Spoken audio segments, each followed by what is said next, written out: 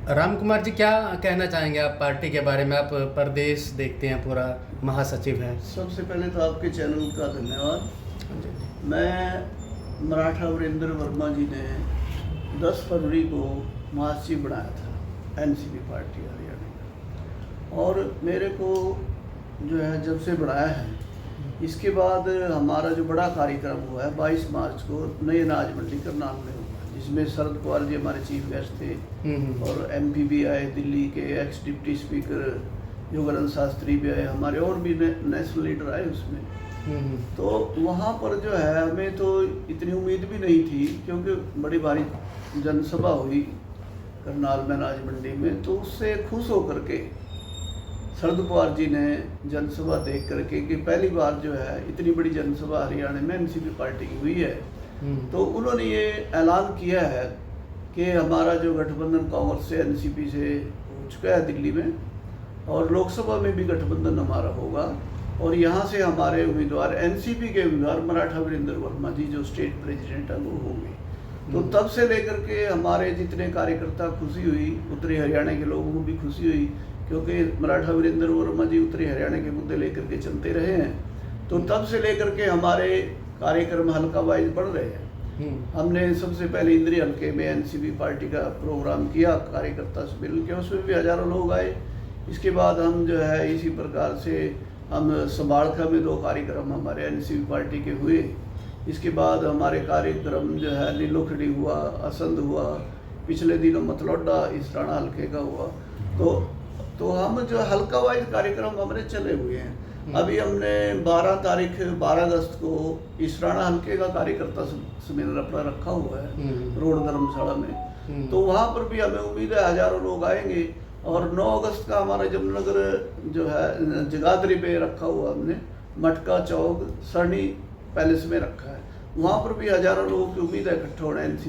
NCP का graph जो है दिनों दिन बढ़ता जा रहा है। तो और हमारा ध्यान इस वक्त जो है उत्तरी हरियाणा की तरफ ज़्यादा है, खास करके करनाल लोकसभा का।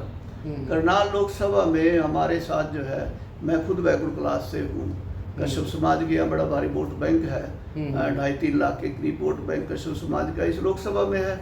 इसी प्रकार से रोड मराठा समाज का भी 2.5-3 लाख का वोट बैंक है, और फिर एससी समाज के लोग, बैकवर्ड क्लास के लोग, अल्पसंख्यक 36 बरादरी के लोग अब तो हमारे साथ जुड़ते जा रहे हैं। तो अब जो है ग्राफ जो है हमारा दिनों दिन पार्टी का भी बढ़ रहा है, और मराठा वीरेंद्र वर्मा जी को जो है जो जनता है उत्तरी हरियाणा की खास करके और लोकसभा करनाल की, इनको यहाँ से एमपी देखना चाहती है, और इनका कोई मुकाबला नहीं आज के राम कुमार जी, आपने एक बहुत अच्छी बात कही कि अनाउंस कर गए हैं जो राष्ट्रीय अध्यक्ष हैं कैंडिडेट के लिए।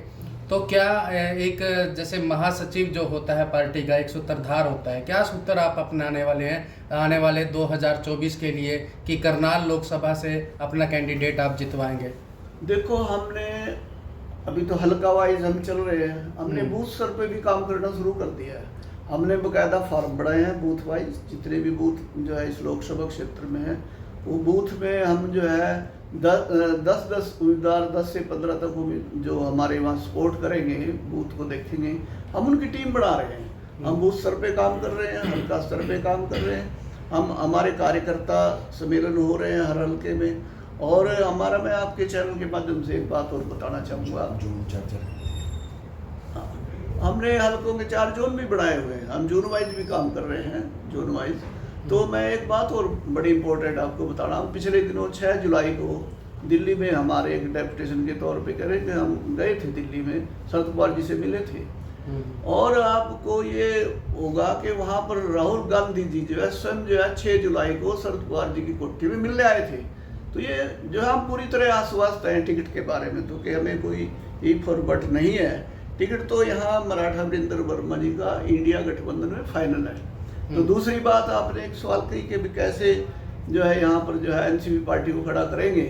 तो एनसीपी पार्टी तो अब जो है खड़ी हो चुकी है उत्तरी हरियाणा में खास करके, क्योंकि जो है जिस स्पीड से पिछले दिनों हमारे साथ ये कप्तान सिंह राणा है निगदू से, और युवा के अध्यक्ष बनाए गए हैं, और कुलदीप राणा है यहाँ पधाना जो है यहाँ से वो वाइस प्रेसिडेंट बने हैं, तो हमारे साथ तो लोग जुड़ते जा रहे हैं, छत्तीस बरादरी के लोग जुड़ते जा रहे हैं। अब ये इतनी जैसे लोग कहते हैं कमज़ोर पार्टी नहीं रही है, और जितना भी हमारे साथ वर्कर जुड़ रहा है वो मजबूत वर्कर है, वो वफादार वर्कर है। और जितना वफादार हमारा वर्कर है एनसीपी पार्टी का, मराठा वीरेंद्र जुड़ रहा है, वो किसी भी पार्टी में इतना वफादार वर्कर नहीं है। तो हमारा ना तो वर्कर टूटने वाला है, पूरा वफादार है और पूरी वफादारी से फील्ड में काम कर रहा है।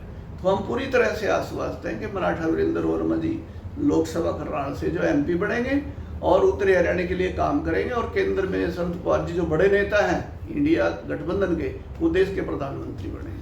राम कुमार जी, एक क्वेश्चन हो रहा है, आप बोल रहे हैं कि टिकट मिल जाएगा, बहुत अच्छी बात है, टिकट मिलेगा, लेकिन लोग जो हैं वो मराठा वीरेंद्र वर्मा को ही क्यों वोट देंगे? ऐसी क्या खास बात है उनमें? मराठा वीरेंद्र वर्मा जो एक बहुत बड़ी शख्सियत है उत्तरी हरियाणा की, जो आवाज़ किसी ने नहीं उठाई जी उत्तरी हरियाणा से, कि एक बड़ा लीडर के तौर पे उत्तरी हरियाणा को मराठा वीरेंद्र वर्मा जी के रूप में हमें नेता मिले हैं। मैं एक बात और बता दे जाना चाहता हूँ आपको, आपके चैनल के माध्यम से, ये उत्तरी हरियाणा की आवाज़ कभी चौधरी वीरेंद्र सिंह ने भी उठाई थी। उन्होंने बांगर शब्द कहा था, बांगर की आवाज़ में, कि बांगर से जो है चीफ मिनिस्टर होना चाहिए, लेकिन उनकी आवाज़ दब के रह गई। मुझे नहीं पता क्या कारण रहा, आज वो बीजेपी में उनके लड़के एमपी भी हैं।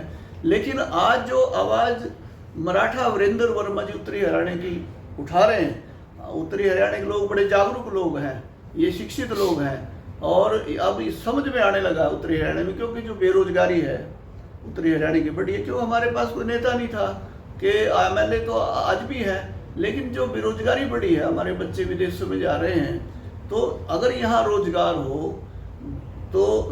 हो, हमारे बच्चे जो इतना कष्ट उठा रहे हैं विदेशों में जा करके, कई बार तो वहाँ डेथ भी हो जाती है। अब भी मैंने अखबार में देखा, आज भी तो बड़े बड़े हादसे होते हैं, वो डोंगे में जाता है, पीछे जाते हैं। तो वो जो रोजगार की समस्या है, अगर यहाँ रोजगार हो तो क्यों विदेशों में जाएगा? आज बेरोजगारी बहुत बढ़ गई है।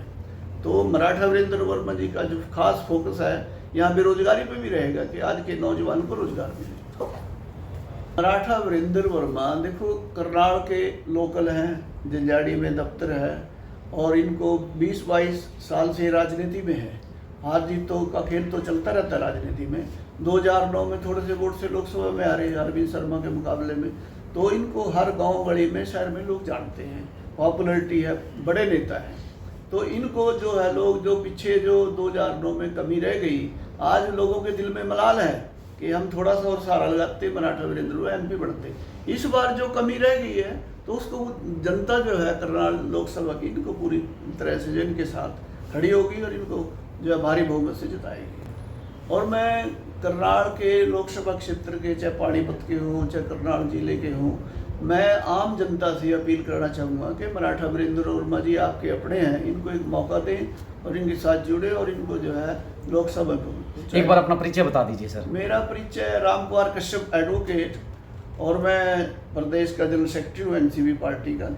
तो ये मेरा परिचय, और हरियाणा कश्यप राज्योत्सव का मैं प्रधान भी रहा हूँ और मौजूदा चेयरमैन भी। जी धन्यवाद सर।